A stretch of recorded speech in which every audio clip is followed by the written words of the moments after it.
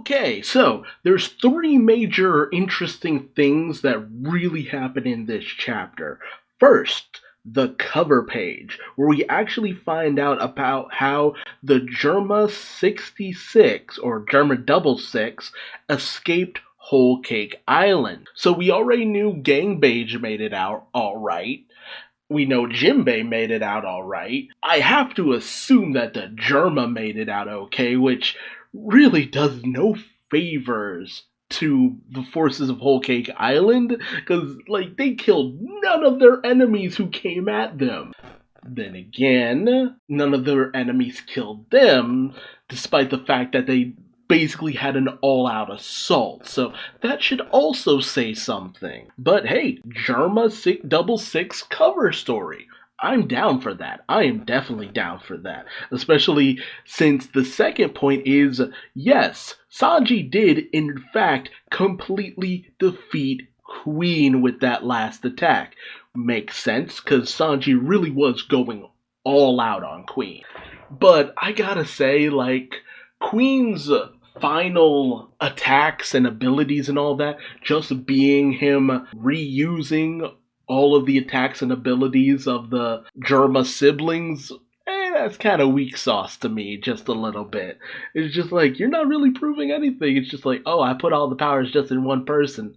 Yeah, and you couldn't even beat the one member who didn't have those abilities inherently. But Queen, oof, Queen got knocked far. It's a good thing they're over land currently, because Queen, he's gonna end up in like one of the other regions outside of the flower capital with how far he got sent flying.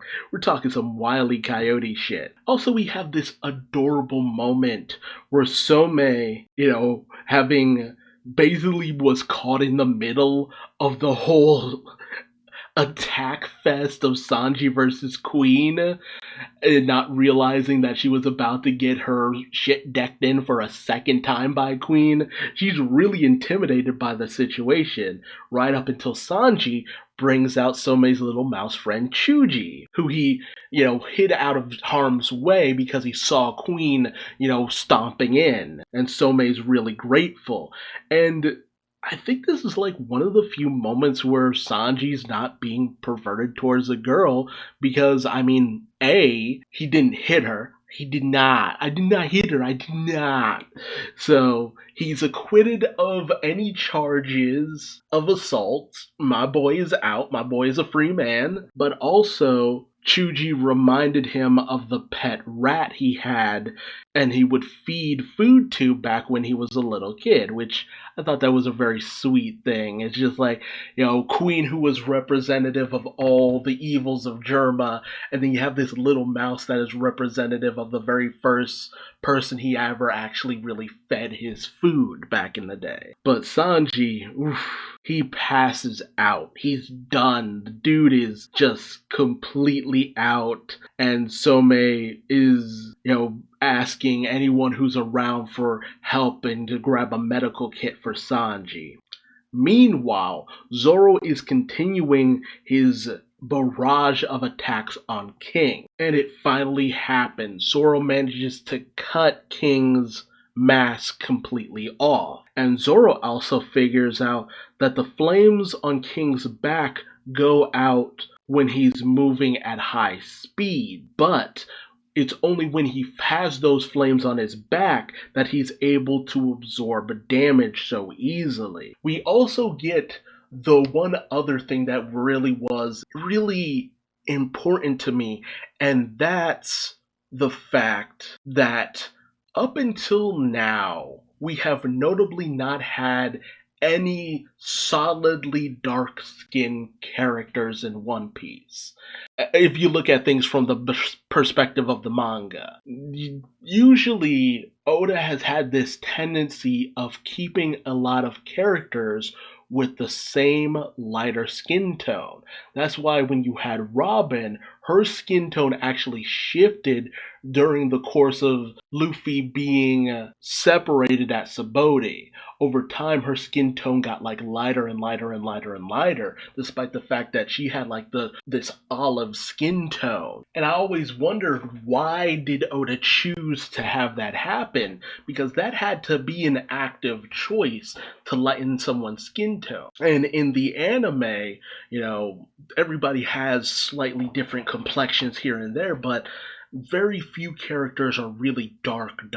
You had the Shandians who had darker complexions in the anime, but if you look at some of them from the coloration from the manga, they're same skin tone as Luffy. Maybe just slightly darker, but just about the same. And the one thing that some of the Beast Pirates comment on, after they wake up from being knocked out by Zoro, is the fact that King, after he just rips the rest of his mask off, has black wings, white hair, brown skin. Notably, brown skin. We normally never have anyone comment on skin tone in this series. Never. So essentially, we've basically found the people of the village hidden in the hidden in the clouds of One Piece. Because it's just like, Cloud Village is the only place where you got black people in Naruto. I'm just saying. So it's just like, hey, Lunarians were the only black people in One Piece, and oh hey, they all pretty much got wiped out. Isn't that lovely? But I kid. I just think it's interesting because I figured it had to maybe be a plot point somewhere down the line that they lightened Robin's skin tone so much, because that would be the only reasoning behind it. Especially when they actually kept the likes of Wiper and Kalgura's skin tones actually fairly dark in the anime. So I feel like that leads at least a little bit of credence to my thought that the Lunarians are related to the Shandians from some perspective. Although then you have like the rest of the Skypians and the Birkins, who a lot of them aren't really darker in complexion, so it's all over the place. But apparently there's a bounty of 100 million berries for the head of a Shandian, or just even tipping off the world government to the location of a Lunarian. I said Shandian before. Got all these races all rattling around in my head. But immediately upon hearing that, King just burns them all alive with an attack called Imperial Flame Wings, which bring out what looks like a molten lava dragon. And my god, this man, King, he's friggin' hot. Now, I ain't just talking about that flame or his Imperial Flame Wings attack. This is a pretty man. We're talking like, think of a darker skinned Jason Momoa with white hair, and basically there you go. This is a beautiful man. And there was actually a tattoo on his left eye, which a lot of people pointed out, and a lot of other people were just like, oh no, that's from his costume or something like that. No, there's actually a tattoo on his left eye. Is he related to Dragon, I wonder? And Zoro also mentioned, it's just like, geez man, the castle's already burning down, which is just like, yeah, no, you're not wrong. Like, everything just keeps being set on fire in Onigashima. Like, everywhere you turn, someone's whipping out a fire-based attack that burns this place even more. And Zoro just antagonizes King as much as he can. It's just like, oh, did I just hear something about 100 million for a tip-off? What are you? And King is just transforms into his Petrodon form. And it's just like, it doesn't matter. You're about to die anyway. And so he goes in on the attack, firing blast after blast off on him. Zoro, he's trying to finish this fight as quickly as possible because Enma's still sucking out a lot of his haki, so it's getting kind of dangerous. King, though, he notes that Zoro is definitely a threat who he needs to eliminate. Zoro, thinking, okay, this guy is definitely from some specialized race, but Racial stuff doesn't really matter to me that much. Zoro does further antagonize King by saying that your crew has ruled over this territory long enough. It's time to take you guys down. King, in typical second in command fashion, is just like, Kaido is the man who will be king of the pirates. Which, man, props to anybody who goes around saying that kind of stuff. But then we finally get a Kaido flashback. And it's to something that we already kind of knew happened to Kaido. When Kaido was imprisoned by the world government, having his body experimented on. And apparently he had been captured for a good long while, and he also saw them experimenting on King's body. Because they both had a lot of endurance. They could survive a lot. They were tough, could take any form of damage, and managed to make it through fairly well. And on the day that Kaido decided to break out of his captivity and start up a new pirate crew, I guess this was sometime after he had left Rocks, he wanted to bring King along because King seemed strong. And King's only request was changing the world that they lived in, and Kaido said that he was the only one who could change the world they lived in. So he was on some Blackbeard shit back in the day, just wanting to turn the world upside down, like Roger too. So it kind of makes you wonder, because Kaido just has this smile which is very reminiscent of those who have the will of D and all that. So it makes me kind of wonder. But I don't know, maybe I'm just barking up the wrong tree. But as they're escaping from the laboratory that they were in, we find out King's true name is Albert, which, hey, cool. It doesn't really do much for me. I wonder why we didn't learn Queen's actual name or get a flashback of him and Mads. Why are we getting this now? Like, this kind of stuff that we've been lacking from a lot of the other showdowns with a lot of the other Beast Pirate members. Ulti and Page 1 have a backstory with Kaido. Black Maria has to have some backstory. She was actually from Wano. She was born in Wano. Like, I feel like we should have got some backstory there. And why do all these people have horns? I keep feeling like Sasaki is Kokoro's son and Chimne's father. We got some stuff from Who's Who, but, just barely. Why did we get no flashbacks for these characters? It felt like there was a tale to tell for at least a few of them. But I guess it makes sense that we would get King's because he was the only one who was really, truly out and out ride or die for Kaido. And we get to see that he was Kaido's first mate because he was the first person Kaido recruited into the Beast Pirate. Made him his right-hand man right there on the spot. Named him King. Said that he'd never let anyone have him.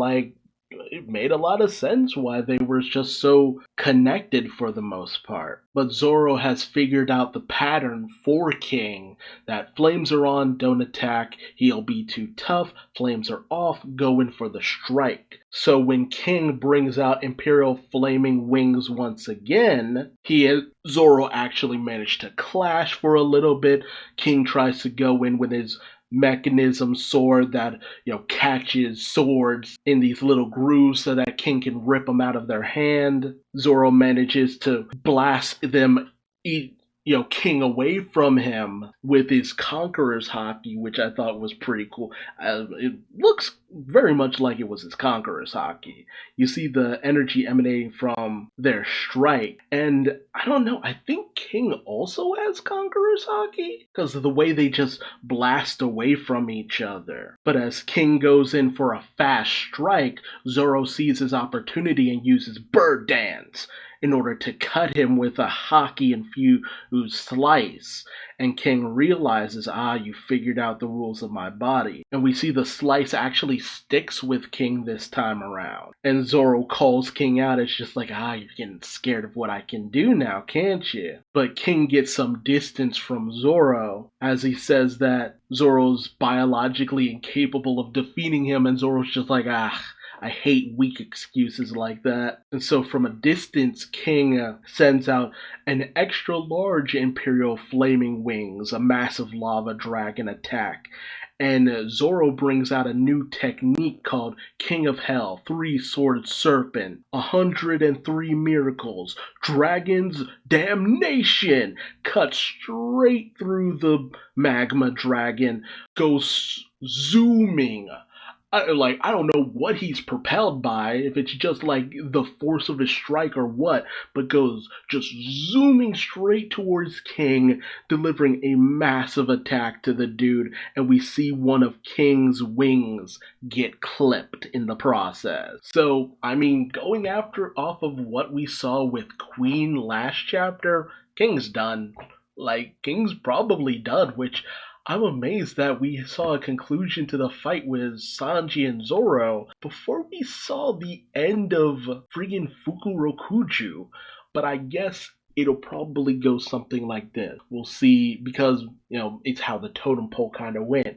We'll see Fukurokuju fall because he was Orochi's right-hand man. Then we'll see Orochi fall. Then we'll see Kaido fall. Or we might have that interchanged with Kaido falling then Orochi falling. Although I actually do kind of prefer the other translation for King's Fire Dragon attack, which is Fire Dragon Emperor. So, I don't know, it's a better name for the attack, honestly. But I love this new sword style that Zoro's had going, that started with the Purgatory Onigiri, then the Bird Dance. And I love every translation for Zoro's King of Hell, 3-Sword Serpent, 103 Mercies, Dragon's Damnation, or in Japanese, it's Enno, Santoryu, Ipiaku, Sanjo, Hiryu, Jigoku. I think I said that right. Ipiaku, Sanjo,